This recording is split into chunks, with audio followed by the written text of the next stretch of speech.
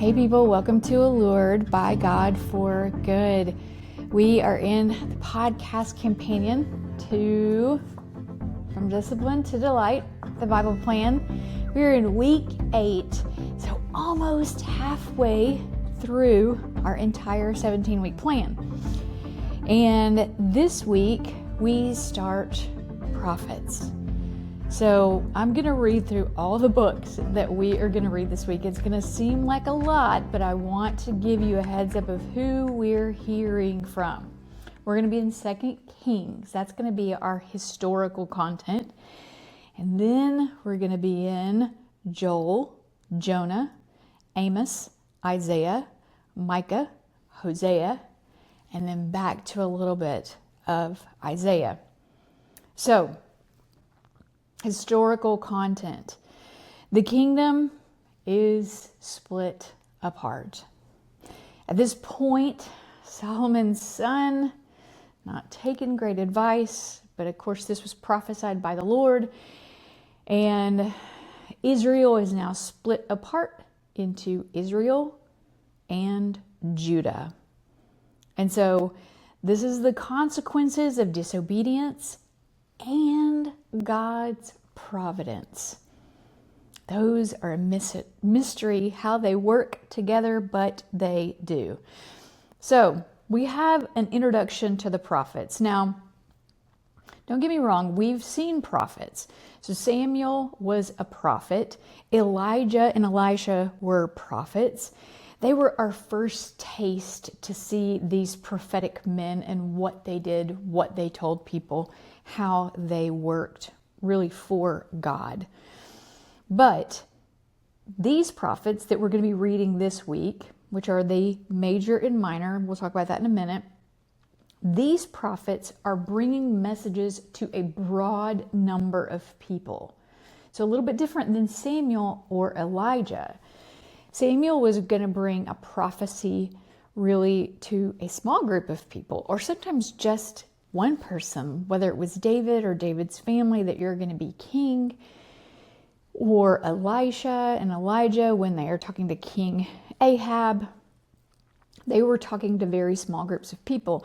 But these prophets that we're going to be reading, this is really to God's people. So broad spectrums of people that their messages are going to. Now the difference with the major and minor prophets is that Isaiah, Jeremiah, Ezekiel, and Daniel are considered major prophets. You can read about this a little bit in the introduction summary to this week. It just means that their message is talking to a bigger group of people.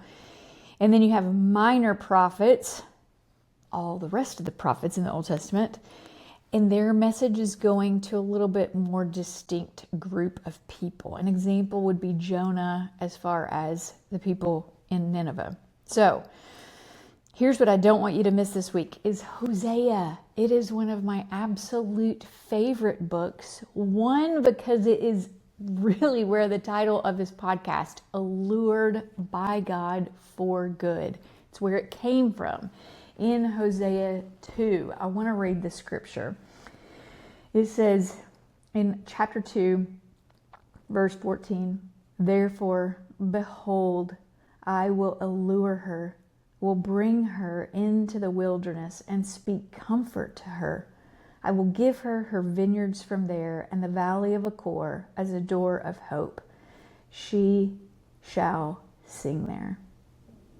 Oh, I still love that verse so much. I think it speaks to God's people that sometimes He is the one alluring us into a wilderness.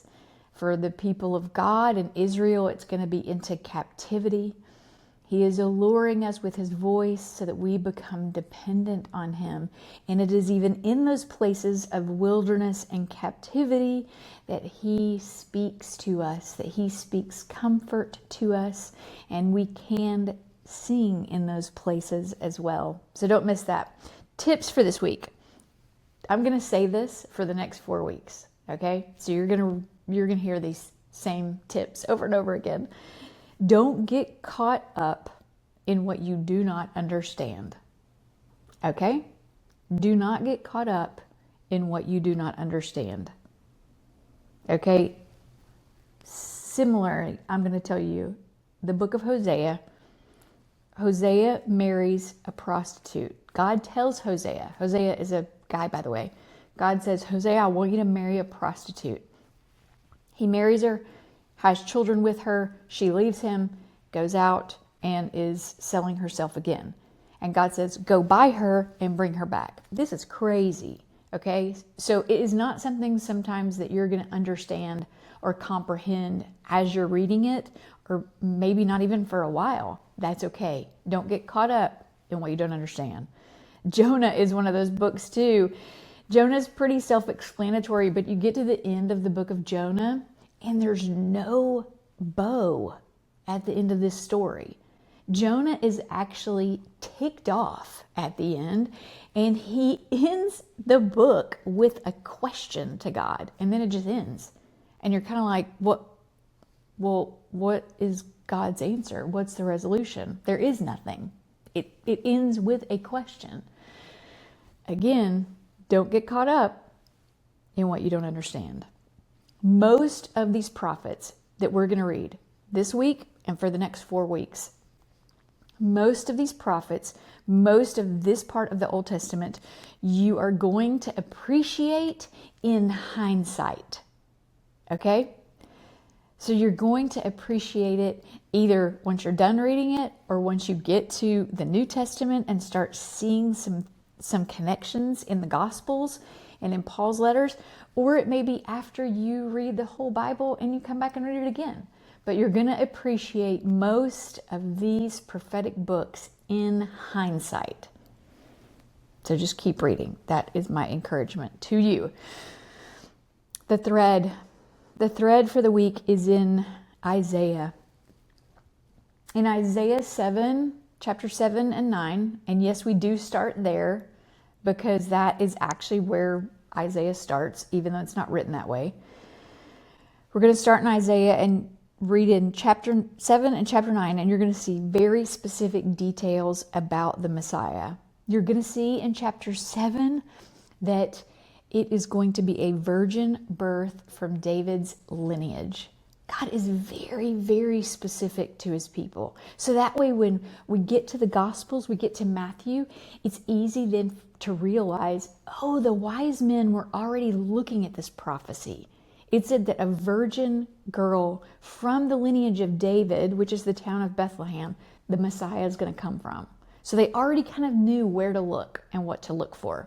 And then we're going to see in chapter 9 of Isaiah, you're going to see some of these titles, some of these names, and some of these attributes that God is going to bestow on to Jesus Christ. So you're going to see the Prince of Peace. You're going to see Everlasting Father, Wonderful Counselor, Emmanuel, which means God with us. So don't miss those threads that are in Isaiah. There's going to be more in the prophetic books to come. It's going to be an amazing 4 weeks. So buckle in and let's get to reading these prophets. And I will be back here to encourage you next week as we keep moving from discipline to delight.